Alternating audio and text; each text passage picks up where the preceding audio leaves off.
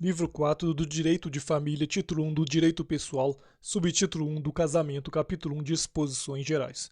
Artigo 1511. O casamento estabelece comunhão plena de vida com base na igualdade de direitos e deveres dos cônjuges. Artigo 1512. O casamento é civil e gratuita a sua celebração. Parágrafo único. A habilitação para o casamento, o registro e a primeira certidão serão isentos de selos, emolumentos e custas para as pessoas cuja pobreza for declarada sob as penas da lei. Artigo 1513. É defeso a qualquer pessoa, de direito público ou privado, interferir na comunhão de vida instituída pela família. Artigo 1514. O casamento se realiza no momento em que o homem e a mulher manifestam perante o juiz a sua vontade de estabelecer vínculo conjugal e o juiz os declara casados. Artigo 1515. O casamento religioso, que atender às exigências da lei para a validade do casamento civil, equipara-se a este desde que registrado no registro próprio, produzindo efeitos a partir da data de sua celebração. Artigo 1516. O registro do casamento religioso submete-se aos mesmos requisitos exigidos para o casamento civil. Parágrafo 1º. O registro civil do casamento religioso deverá ser promovido dentro de 90 dias de sua realização, mediante comunicação do celebrante ao ofício competente ou por iniciativa de qualquer interessado, desde que haja sido homologada previamente a habilitação regulada neste Código. Após o referido prazo, o registro dependerá de nova habilitação. Parágrafo 2º. O casamento religioso, celebrado sem as formalidades exigidas neste Código, terá efeitos civis se a requerimento do casal for registrado a qualquer tempo no registro civil, mediante prévia habilitação perante a autoridade competente e observado o prazo do artigo 1532. Parágrafo 3º. Será nulo o registro civil do casamento religioso se antes dele qualquer dos consorciados houver contraído com outro em casamento civil. Capítulo 2 da capacidade para o casamento. Artigo 1517. O homem e a mulher com 16 anos podem casar, exigindo-se a autorização de ambos os pais ou de seus representantes legais, enquanto não atingida a maioridade civil. Parágrafo único. Se houver divergência entre os pais, aplica-se o disposto no parágrafo único do artigo 1631. Artigo 1518. Até a celebração do casamento podem os pais ou tutores revogar a autorização. Artigo 1519. A denegação do consentimento, quando injusta, pode ser suprida pelo juiz. Artigo 1520. Não será permitido, em qualquer caso, o casamento de quem não atingiu a idade núbil, observado o disposto no artigo 1517 deste Código. Capítulo 3 dos impedimentos. Artigo 1521. Não podem casar, inciso 1, os ascendentes com os descendentes, seja o parentesco natural ou civil. Inciso 2, os afins em linha reta. Inciso 3, o adotante com quem foi cônjuge do adotado e o adotado com quem foi do adotante. Inciso 4, os irmãos unilaterais ou bilaterais e demais colaterais até o terceiro grau, inclusive. Inciso 5, o adotado com o filho do adotante. Inciso 6, as pessoas casadas. Inciso 7, o cônjuge sobrevivente com o condenado por homicídio ou tentativa de homicídio contra o seu consorte. Artigo 1522. Os impedimentos podem ser opostos até o momento da celebração do casamento por qualquer pessoa capaz. Parágrafo único. Se o juiz ou oficial do registro tiver conhecimento da existência de algum impedimento, será obrigado a declará-lo. Capítulo 4 das causas suspensivas. Artigo 1523. Não devem casar, inciso 1, o viúvo ou a viúva que tiver filho do cônjuge falecido enquanto não fizer inventário dos bens do casal e der partilhas aos herdeiros. Inciso 2. A viúva ou a mulher cujo casamento se desfez por ser nulo ou ter sido anulado até 10 meses depois do começo da viuvez ou da dissolução da sua sociedade conjugal. Inciso 3. O divorciado enquanto não houver sido homologada ou decidida a partilha dos bens do casal. Inciso 4. O tutor ou curador e os seus descendentes, ascendentes, irmãos, cunhados ou sobrinhos com a pessoa tutelada ou curatelada, enquanto não cessar a tutela ou a curatela e não estiverem saldadas as respectivas contas. Parágrafo único. É permitido aos nubentes solicitar ao juiz que não lhes sejam aplicadas as causas suspensivas previstas nos incisos 1, 3 e 4 deste artigo, provando-se a inexistência de prejuízo respectivamente para o herdeiro, para o ex-cônjuge e para a pessoa tutelada ou curatelada. No caso do inciso 2, a nubente deverá provar nascimento de filho ou a inexistência de gravidez na fluência do prazo. Artigo 1524. As causas suspensivas da celebração do casamento podem ser arguidas pelos parentes em linha reta de um dos nubentes, sejam consanguíneos ou afins, e pelos colaterais em segundo grau, sejam também consanguíneos ou afins. Capítulo 5 do processo de habilitação para o casamento. Artigo 1525. O requerimento de habilitação para o casamento será firmado por ambos os nubentes do próprio punho ou a seu pedido por procurador e deve ser instruído com os seguintes documentos. Inciso 1. Certidão de nascimento ou documento equivalente. Inciso 2. Autorização por escrito das pessoas sob cuja dependência legal estiverem o ato judicial que a supra. Inciso 3. Declaração de duas testemunhas maiores, parentes ou não, que atestem conhecê-los e afirmem não existir impedimento que os iniba de casar. Inciso 4. Declaração do estado civil, do domicílio e da residência atual dos contraentes e de seus pais, se forem conhecidos. Inciso 5. Certidão de óbito do cônjuge falecido, de sentença declaratória de nulidade ou de anulação de casamento, transitada em julgado, ou do registro da sentença de divórcio. Artigo 1526. A habilitação será feita pessoalmente perante o oficial do registro civil, com a audiência do Ministério Público. Parágrafo único. Caso haja impugnação do oficial, do Ministério Público ou de terceiro, a habilitação será submetida ao juiz. Artigo 1527. Estando em ordem a documentação, o oficial extrairá o edital, que se afixará durante 15 dias nas circunscrições do registro civil de ambos os nubentes e obrigatoriamente se publicará na imprensa local, se houver. Parágrafo único. A autoridade competente, havendo urgência, poderá dispensar a publicação. Artigo 1528. É dever do oficial do registro esclarecer os nubentes a respeito dos fatos que podem ocasionar a invalidade do casamento, bem como sobre os diversos regimes de bens. Artigo 1529. Tanto os impedimentos quanto as causas suspensivas serão opostos em declaração escrita e assinada, instruída com as provas do fato alegado ou com a indicação do lugar onde possam ser obtidas. Artigo 1530. O oficial do registro dará aos nubentes ou aos seus representantes nota da oposição indicando os fundamentos das provas e o nome de quem a ofereceu. Parágrafo único. Podem os nubentes requerer prazo razoável para fazer prova contrária aos fatos alegados e promover as ações civis e criminais contra o oponente de má-fé. Artigo 1531. Cumpridas as formalidades dos artigos 1526 e 1527 e verificada a inexistência de fato obstativo, o oficial do registro extrairá o certificado de habilitação. Artigo 1532. A eficácia de habilitação será de 90 dias a contar da data em que foi extraído o certificado. Capítulo 6 da celebração do casamento. Artigo 1533. Celebrar-se-á o casamento no dia, hora e lugar previamente designados pela autoridade que houver de presidir o ato, mediante petição dos contraentes que se mostrem habilitados com a certidão do artigo 1531.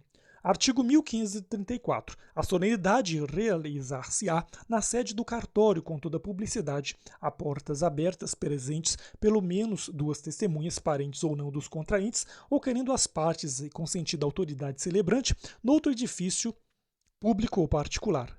Parágrafo 1º. Quando o casamento for em edifício particular, ficará este de portas abertas durante o ato. Parágrafo 2º. Serão 4 as testemunhas na hipótese do parágrafo anterior e se algum dos contraentes não souber ou não puder escrever. Artigo 1535. Presentes ou os contraentes, em pessoa ou por procurador especial, juntamente com as testemunhas e oficial do registro, o presidente do ato, ouvida as nubentes, a afirmação de que pretendem casar por livre e espontânea vontade, declarará efetuado o casamento nestes termos, de acordo com a vontade de que ambos acabais de afirmar perante mim, de vos receberdes por marido e mulher, eu, em nome da lei, vos declaro casados. Artigo 1536. Do casamento, logo depois de celebrado, lavrar-se-á o assento no livro de registro, no assento assinado pelo presidente do ato, pelos cônjuges, as testemunhas e o oficial do registro serão exarados. Inciso 1. Os prenomes, sobrenomes, datas de nascimento, profissão, domicílio e residência atual dos cônjuges. Inciso 2. Os prenomes, sobrenomes, datas de nascimento ou de morte, domicílio e residência atual dos pais. Inciso 3. O prenome e sobrenome do cônjuge precedente e a data da dissolução do casamento anterior. Inciso 4. A data da publicação dos proclamas e da celebração do casamento. Inciso 5. A relação dos documentos apresentados ao oficial do registro. Inciso 6. O prenome, sobrenome, profissão, domicílio e residência atual das testemunhas. Inciso 7. O regime do casamento com a declaração da data e do cartório em cujas notas foi lavrada a escritura antenupcial, quando o regime não for o da comunhão parcial ou obrigatoriamente estabelecido. Artigo 1537. O instrumento da autorização para casar transcrever-se-á integralmente na escritura antenupcial. Artigo 1538. A celebração do casamento será imediatamente suspensa se algum dos contraentes, inciso 1, recusar a solene afirmação de sua vontade, inciso 2, declarar que esta não é livre e espontânea, inciso 3, manifestar-se arrependido. Parágrafo único. O nubente que, por algum dos fatos mencionados neste artigo, der causa à suspensão do ato, não será admitido a retratar-se no mesmo dia. Artigo 1539. No caso de moléstia grave de um dos nubentes, o presidente do ato irá celebrá-lo onde se encontrar o impedido, sendo urgente ainda que à noite, perante duas testemunhas que saibam ler e escrever. Parágrafo 1º. A falta ou impedimento da autoridade competente para presidir o casamento suprir-se-á por qualquer dos seus substitutos legais e a do oficial do registro civil por outro ad hoc nomeado pelo presidente do ato. Parágrafo 2º. O termo avulso, lavrado pelo oficial ad hoc, será registrado no respectivo registro dentro em 5 dias, perante duas testemunhas, ficando arquivado. Artigo 1540. Quando algum dos contraentes estiver em iminente risco de vida, não obtendo a presença da autoridade a qual incumba presidir o ato, nem a de seu substituto, poderá o casamento ser celebrado na presença de 6 testemunhas que com os nubentes não tenham parentesco em linha reta ou na colateral até 2º grau. Artigo 1541. Realizado o casamento, devem as testemunhas comparecer perante a autoridade judicial mais próxima, dentro em 10 dias, pedindo que lhes tome por termo a declaração de, inciso 1, que foram convocadas por parte do enfermo, inciso 2, que este parecia em perigo de vida, mas em seu juízo, inciso 3, que em sua presença declararam os contraentes livre e espontaneamente receber-se por marido e mulher. Parágrafo 1º. Autuado o pedido e tomadas as declarações, o juiz procederá às diligências necessárias para verificar se os contraentes podiam ter-se habilitado na forma ordinária, ouvidos os interessados que o requererem dentro em 15 dias. Parágrafo 2º. Verificada a idoneidade dos cônjuges para o casamento, assim o decidirá a autoridade competente com recurso voluntário às partes. Parágrafo 3º. Se da divisão não se tiver recorrido ou se ela passar em julgado, apesar dos recursos interpostos, o juiz mandará registrá-la no livro do registro dos casamentos. Parágrafo 4º. O assento assim lavrado retrotrairá os efeitos do casamento quanto ao estado dos cônjuges à data da celebração. Parágrafo 5º. Serão dispensadas as formalidades deste e do artigo antecedente se o enfermo convalescer e puder ratificar o casamento na presença da autoridade competente e do oficial do registro. Artigo 1542. O casamento pode celebrar-se mediante procuração por instrumento público com poderes especiais. Parágrafo 1º. A revogação do mandato não necessita chegar ao conhecimento do mandatário, mas celebrado o casamento sem que o mandatário ou outro contraente tivessem ciência da revogação, responderá o mandante por perdas e danos. Parágrafo 2º. O nubente que não estiver em iminente risco de vida poderá fazer-se representar no casamento num culpativo. Parágrafo 3º. A eficácia do mandato não ultrapassará 90 dias. Parágrafo 4º. Só por instrumento público se poderá revogar o mandato. Capítulo 7 das provas do casamento. Artigo 1543. O casamento celebrado no Brasil prova-se pela certidão do registro. Parágrafo único. Justificada a falta ou perda do registro civil, é admissível qualquer outra espécie de prova. Artigo 1544. O casamento de brasileiro, celebrado no estrangeiro, perante as respectivas autoridades ou cônsules brasileiros, deverá ser registrado em 180 dias, a contar da volta de um ou de ambos os cônjuges ao Brasil, no cartório do respectivo domicílio, ou em sua falta no primeiro ofício da capital do estado em que passarem a residir.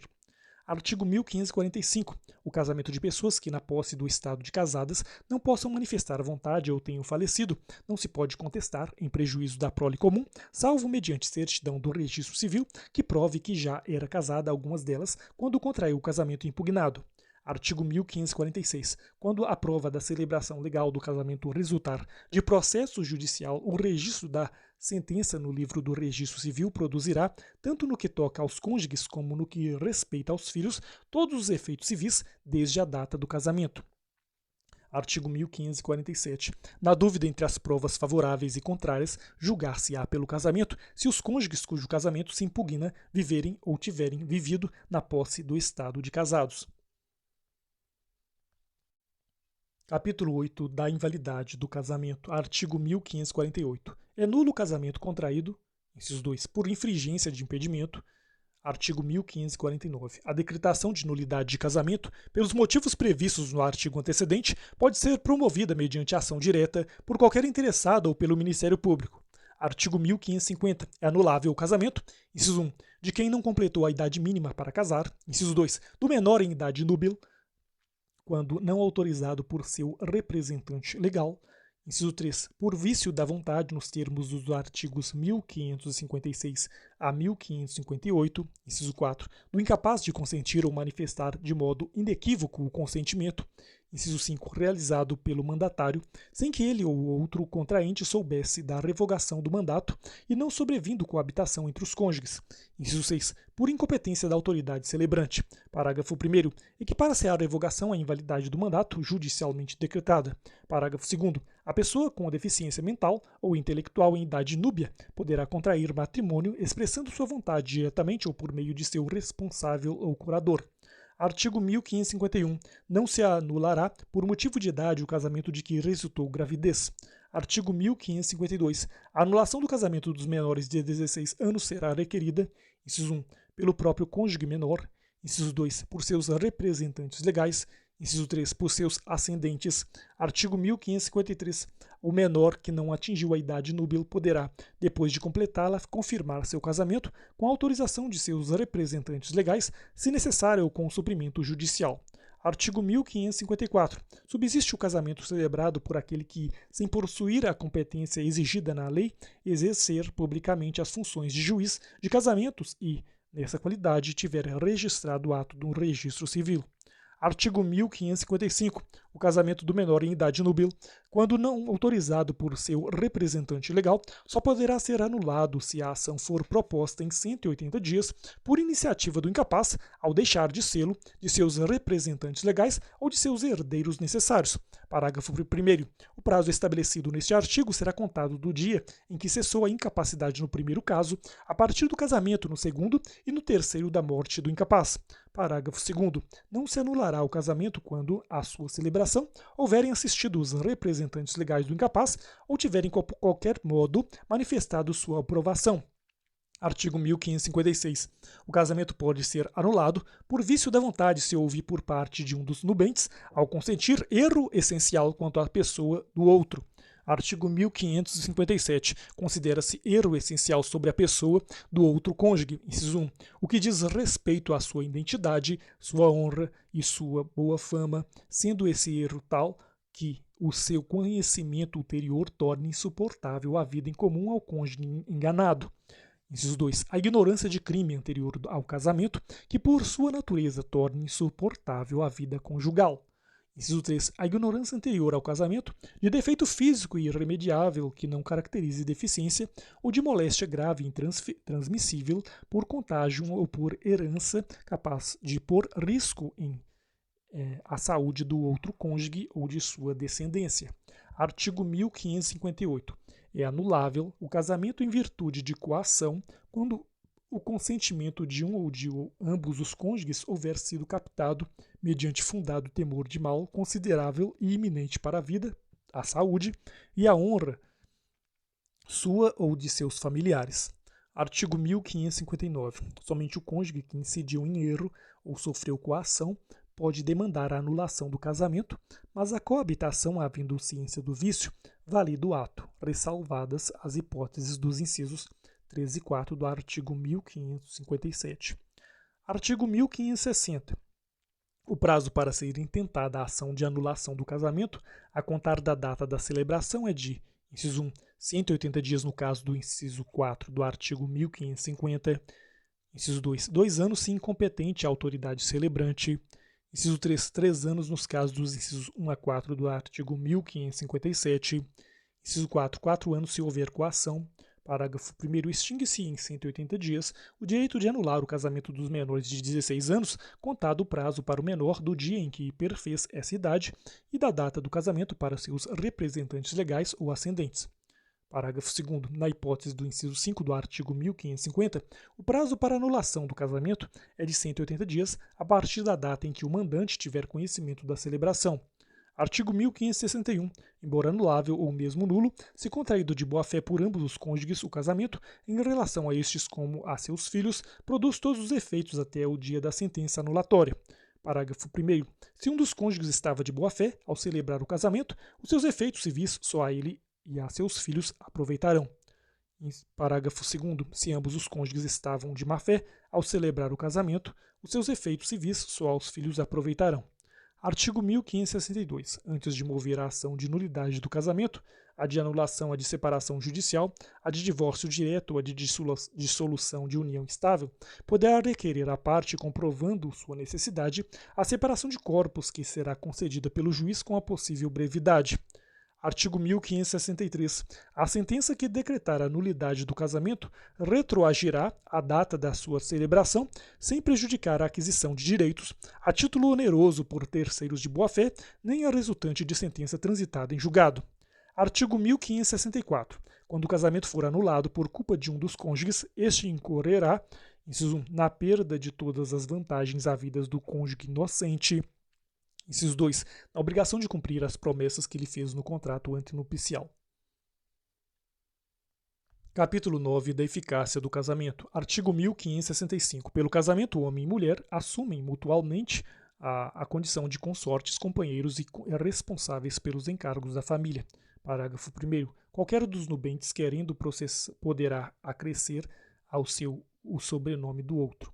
Parágrafo 2º. O planejamento familiar é de livre decisão do casal, competindo ao Estado propiciar recursos educacionais e financeiros para o exercício desse direito, vedado qualquer tipo de coerção por parte de instituições privadas ou públicas.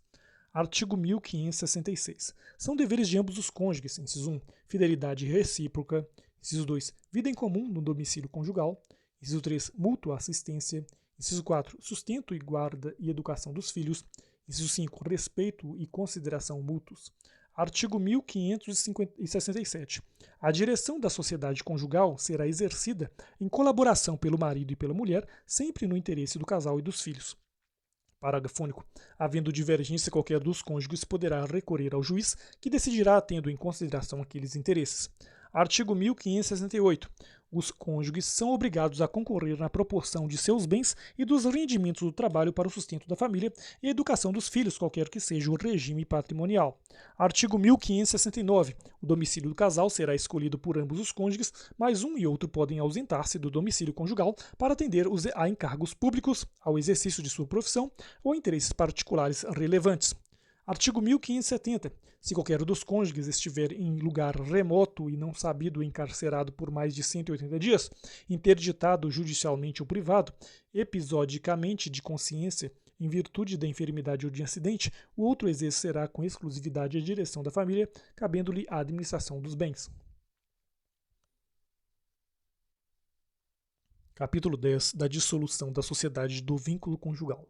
Artigo 1571. A sociedade conjugal termina, inciso 1, pela morte de um dos cônjuges, inciso 2, pela nulidade ou anulação do casamento, inciso 3, pela separação judicial, inciso 4, pelo divórcio. Parágrafo 1º. O casamento válido só se dissolve pela morte de um dos cônjuges ou pelo divórcio, aplicando-se a presunção estabelecida neste Código quanto ao ausente. Parágrafo 2º. Dissolvido o casamento pelo divórcio, direto ou por conversão, o cônjuge poderá manter o nome de casado, salvo se, no segundo caso, dispondo em contrário à sentença de separação judicial. Artigo 1572. Qualquer dos cônjuges poderá propor ação de separação judicial, imputando ao outro qualquer ato que importe grave violação dos deveres do casamento e torne insuportável a vida em comum. Parágrafo 1º. A separação judicial pode também ser pedida se um dos cônjuges provar ruptura da vida em comum há mais de um ano e a impossibilidade de sua reconstituição. Parágrafo 2º. O cônjuge pode ainda pedir a separação judicial quando o outro estiver acometido de doença mental grave, manifestada após o casamento, que torne impossível a continuação da vida em comum, desde que, após uma duração de 2 anos, a enfermidade tenha sido reconhecida de cura improvável. Parágrafo 3º. No caso do parágrafo 2º, reverterão ao cônjuge enfermo que não houver pedido a separação judicial os remanescentes dos bens que levou para o casamento e, se o regime dos bens adotado o permitir, a ameação dos adquiridos na constância da sociedade conjugal. Artigo 1573. Podem caracterizar a impossibilidade da comunhão devida a ocorrência de algum dos seguintes motivos. Inciso 1. Adultério. Inciso 2. Tentativa de morte. Inciso 3. Sevícia ou injúria grave. Inciso 4. Abandono voluntário do lar conjugal durante um ano contínuo. Inciso 5. Condenação por crime infamante. Inciso 6. Conduta desonrosa. Parágrafo único. O juiz poderá considerar outros fatos que tornem evidente a impossibilidade da vida em comum. Artigo 1574. Dar-se-á a separação judicial por mútuo consentimento dos cônjuges se forem casados por mais de um ano e o manifestarem perante o juiz, sendo por ele devidamente homologada a convenção. Parágrafo único. O juiz pode recusar a homologação e não decretar a separação judicial se apurar que a convenção não preserva suficientemente os interesses dos filhos ou de um dos cônjuges. Artigo 1575. A sentença de separação judicial importa a separação de corpos e a partilha de bens. Parágrafo único. A partilha de bens poderá ser feita mediante proposta dos cônjuges e homologada pelo juiz ou por este decidida. Artigo 1576. A separação judicial põe termo aos deveres de coabitação e fidelidade recíproca e ao regime de bens. Parágrafo único. O procedimento judicial da separação caberá somente aos cônjuges no caso de incapacidade, serão representados pelo curador, pelo ascendente ou pelo irmão. Artigo 1577. Seja qual for a causa da separação judicial e o modo como essa se faça, é lícito aos cônjuges restabelecer a todo tempo a sociedade conjugal por ato regular em juízo. Parágrafo único. A reconciliação em nada prejudicará o direito de terceiros adquirido antes e durante o estado de separado, seja qual for o regime de bens. Artigo 1578. O cônjuge declarado culpado na ação de separação judicial perde o direito de usar o sobrenome do outro, desde que expressamente requerido pelo cônjuge inocente e se a alteração não acarretar. Inciso 1. Evidente prejuízo para sua identificação. Inciso 2. Manifesta distinção entre o seu nome de família ou dos filhos havidos da união dissolvida. Inciso 3. Dano grave reconhecido na decisão judicial. Parágrafo 1º. O cônjuge inocente na ação de separação judicial poderá renunciar a qualquer momento ao direito de usar o sobrenome do outro. Parágrafo 2º. Nos demais casos, caberá a opção pela conservação do nome de casado. Artigo 1579. O divórcio não modificará os direitos e deveres dos pais em relação aos filhos. Parágrafo único. Novo casamento de qualquer dos pais ou de ambos não poderá importar restrições aos direitos e deveres previstos neste artigo. Artigo 1580. Decorrido um ano do trânsito em julgado da sentença que houver decretado a separação judicial ou da decisão concessiva da medida cautelar de separação de corpos, qualquer das partes poderá requerer a sua conversão em divórcio. Parágrafo 1º. A conversão em divórcio da separação judicial dos cônjuges será decretada por sentença da qual não constará referência à causa que a determinou. Parágrafo 2º. O divórcio poderá ser requerido por um dos ou por ambos os cônjuges, no caso de comprovada separação de fato por mais de 2 anos. Artigo 1581. O divórcio pode ser concedido sem que haja prévia partilha de bens. Artigo 1582. O pedido de divórcio somente competirá aos cônjuges. Parágrafo único. Se o cônjuge for incapaz para propor a ação ou defender-se, poderá fazê-lo o curador, o ascendente ou o irmão.